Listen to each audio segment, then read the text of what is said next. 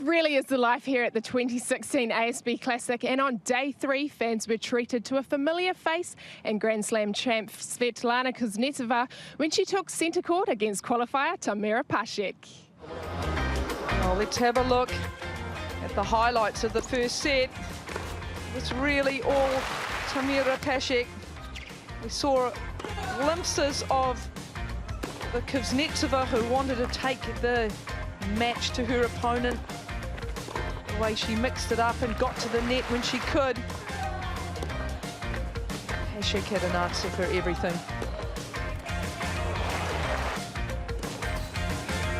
Well, you remember that opening service game, which took, what, 8 or 9 minutes. Pasek held and held, faced a couple of break points, was up to it, and then... And when you look to a set, you realise the significance of winning those really close games.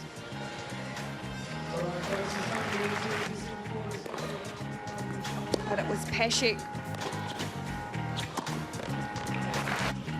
who withstood everything that was thrown at her.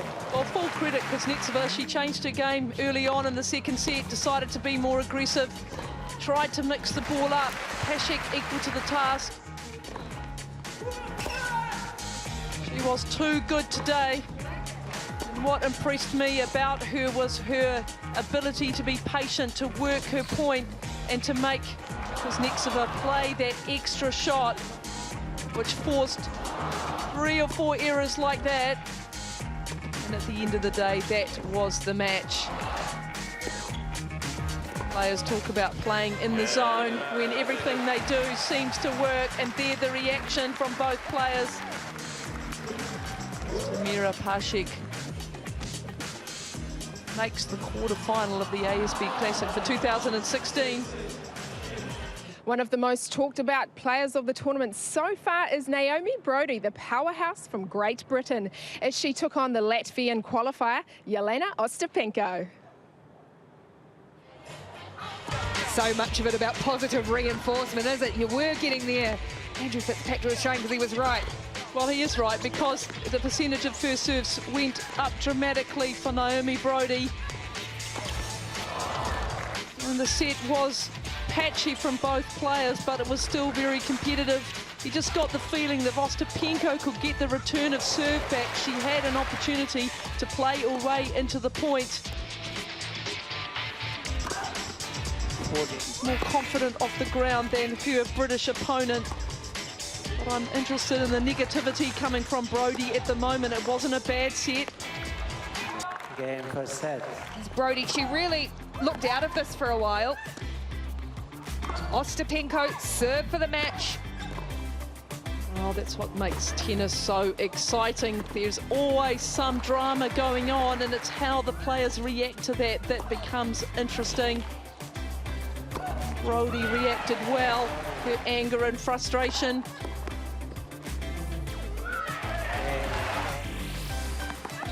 Now she's in with a real chance. The start of this third set.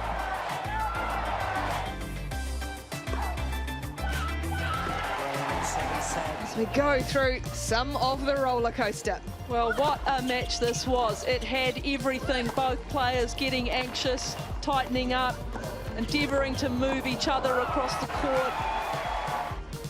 But for me, it was all about the reaction, the competitiveness. Had some controversial moments, and both players were still having a dialogue after the match was over. Just shows the extent to which they both want to win the match. Naomi Broady just didn't give up. She had petulant moments in the match, but as the third set wore on, you felt that she could sniff her opportunity. She could sense a victory. Well, it was a bit ugly at times early on, but it turned into a thing of beauty for Naomi Broady. A quarter-finalist at the ASB Classic for the first time, saving 2 match points almost in a state of disbelief.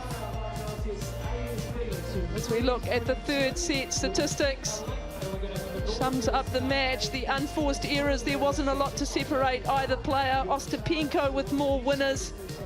Well, I think I may have found my spot for the day. Now, on day 3, there was plenty of cheer coming from the crowd as our local girl, Marina Erakovic, took centre court to take on the mighty Romanian, Alexandra Dulgheru. Let's have a look back over the first set.